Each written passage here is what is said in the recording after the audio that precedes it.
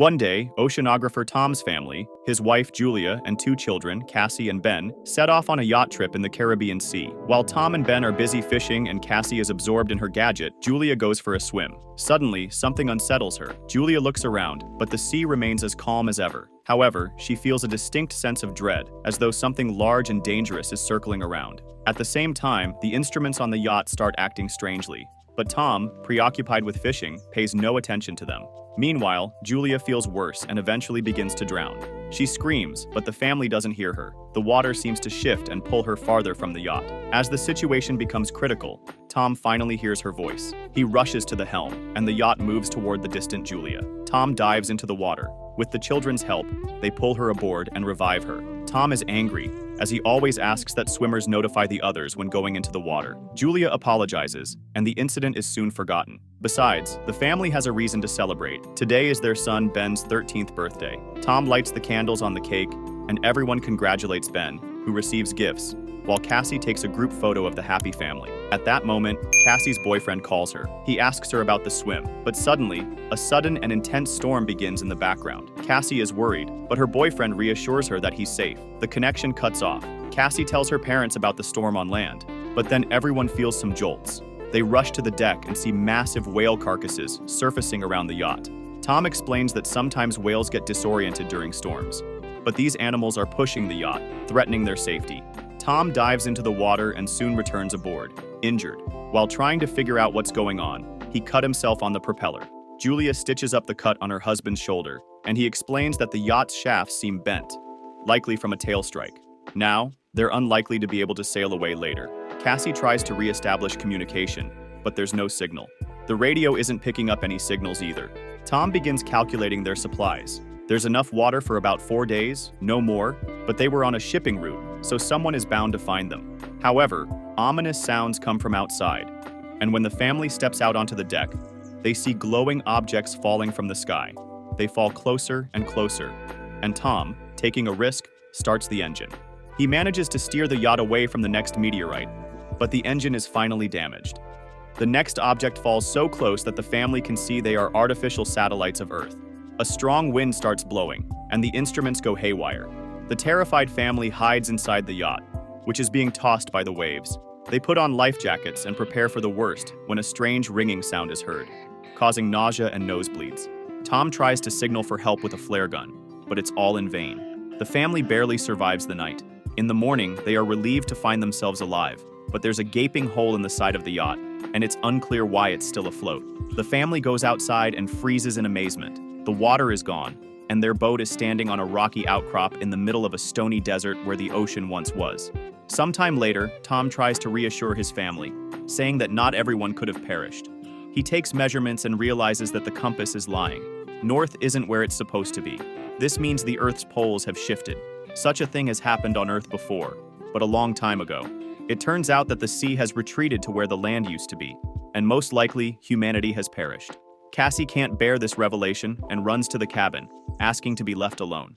Julia goes to inventory the remaining supplies while Ben releases a bunch of colorful balloons into the sky, hoping survivors will come to their aid. Meanwhile, Tom turns on the radio, sending out distress signals. Unexpectedly, he hears a response.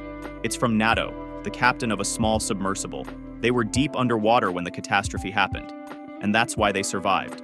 However, all communication systems have failed, and expecting help is futile. According to his calculations, the sea will return in about a week, and it will be harsh. So, the man advises them to find higher ground and stay there. Julia orders the children to pack their things. Tom directly asks the captain if he can save their children. NATO explains that the submersible is very small. Unfortunately, NATO's partner died, and he can only take one person. After some persuasion, Tom convinces NATO to take both children, and he provides his coordinates. Tom charts a course on the nautical map and promises to reach the location in a couple of days. The next morning, the family is almost ready to embark on their journey. Tom steps onto the deck and suddenly sees a man with a dog approaching.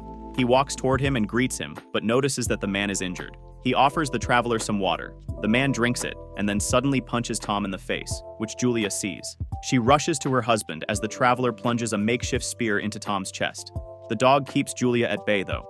She freezes in horror, herself realizing there's no saving her husband. She runs to the yacht. The man pursues her, injuring her arm. Nevertheless, Julia climbs onto the deck, and the children, hearing her screams, run to her aid. Together, they barricade the doors to the cabin. After that, Julia hides Cassie and Ben in a locker, giving her daughter the flare gun and instructing her to shoot only as a last resort. Meanwhile, the killer tries to break down the doors and eventually succeeds. Julia hides in the back bathroom, patching up her wound. Entering, the intruder heads straight to the galley and grabs some food. It's clear that he's very hungry. Holding a can of food, the man begins searching the yacht. While Julia arms herself with a kitchen knife, he enters the cabin. But the woman jumps overboard, hiding beneath the yacht. The killer peers through the hole but doesn't see her. However, the dog attacks Julia, forcing her to kill it. The man hears the yelp, goes outside, and finds the dog's body. Meanwhile, Julia climbs back onto the yacht through the porthole on the opposite side. She falls straight into the killer's hands. He beats her, throws her onto a couch, and grabs her throat, intending to strangle her. Cassie witnesses all this and realizes it's the last resort. She opens the locker and fires at the man. The shot throws him to the side, but the flare sets the yacht on fire. Julia orders the children to flee while she sneaks into the galley. The killer, only injured, tries to attack again. Julia kicks him away, grabs the packed bags, and jumps overboard, where Ben finds his father's body. Cassie runs to the corpse and sobs over it. Julia kisses her deceased husband, but seeing the killer leap from the burning yacht, she takes the children and leaves. The boat explodes behind them. The family runs across the stony desert and soon takes shelter in a rocky canyon where a stream flows. However, the water is salty and undrinkable. Cassie shares a small amount of water with her brother, but he refuses to drink. The boy feels guilty, believing the killer came because he saw the balloons. Cassie also voices this thought, but Julia orders her to stop and defends her son, explaining that he didn't mean any harm. She tells the children to gather themselves as a long journey awaits. Then she spots the killer again, still relentlessly following their trail. The family hurries onward. That evening, Ben finds the carcass of a hammerhead shark and tries to butcher it. But Julia sees the pursuer and orders the children to run. They soon come across a field of once flooded toxic waste barrels. But Julia urges the children forward despite the threat of contamination, knowing the killer is still on their heels. The family walks along the former ocean floor, weaving through piles of plastic and other trash dumped by humans. Soon, Julia notices that Ben is severely dehydrated and gives him the last drops of water. Cassie has a breakdown, convinced that they have no chance of survival, but Julia commands them to keep moving. Eventually, they find the fuselage of a plane that crashed into the sea long ago and crawl inside to rest. Julia examines the last photo of their family and recounts the story of her first meeting with Tom, which happened at her hospital, where Tom was brought with decompression sickness after a failed dive. The children weep, remembering their father and saying their final goodbyes to him. At night, Cassie is awakened by a noise and steps outside to sit near the plane. Out of the darkness, the killer approaches her, unaware that the girl is acting as bait. As he prepares to grab her, Julia ambushes him, stabbing the man with a knife. At dawn, the family prepares to continue their journey, only to discover the killer's body has been scavenged, a sign that something even more dangerous than humans lurks in the desert.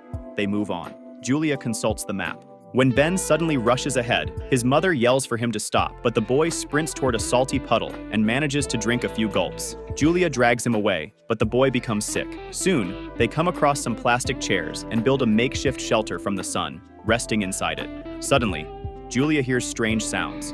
She steps outside and sees something that forces her to wake the children. Realizing the new danger, they begin running. Soon, they spot a large ship in the distance, surrounded by crashed containers and a few wandering people. Julia calls out to them, but they, seeing thousands of giant crabs, dash into a container and lock the doors, ignoring her pleas for help. The three climb onto a container, though the crabs manage to wound Julia in the leg. Nevertheless, Julia, Cassie, and Ben sit on top, watching the crabs penetrate through a crack in the doors, killing everyone inside despite the people's attempts to fend them off. Julia ties a scarf around her leg and passes out. The next morning, she wakes up alone, terrified, and calls for the children. But it turns out the crabs have moved on, and the children had gone down to search for food and weapons. Julia cauterizes her wound while Ben examines the found weapons. Searching through the containers, they find a small amount of food and water in the pocket of one of the deceased. Julia finds a radio and contacts Nato. He responds, explaining that he was also attacked by deep-sea arthropods. Based on his observations, the sea will return soon, which is why the creatures have emerged. Julia begs him to save her children, but she's unsure where to go because she's lost the map. She fires a flare. Ben sees the direction, and the family rushes toward it. Soon they see a yellow submarine in the distance, but reaching it is difficult due to the terrain of the former seabed. Cassie dislikes her mother's talk about saving the children, but Julia refuses to answer and pushes the family onward. They are forced to pass through a canyon contaminated with toxic waste. At one point, they are caught in a rock slide, and Julia becomes separated from the children. She orders them to continue, and when Cassie refuses, Julia pleads with her to save her brother. Cassie and Ben make it out of the canyon and reach the submarine, but inside, there's no one. Suddenly, Nato, badly wounded, emerges from behind the boat. He admits that he has no chance of surviving and orders them to climb aboard, but Cassie goes back for her mother. Julia is fending off the emerging crabs, her bullets nearly depleted. Cassie climbs the rock barrier and extends her hand to her mother.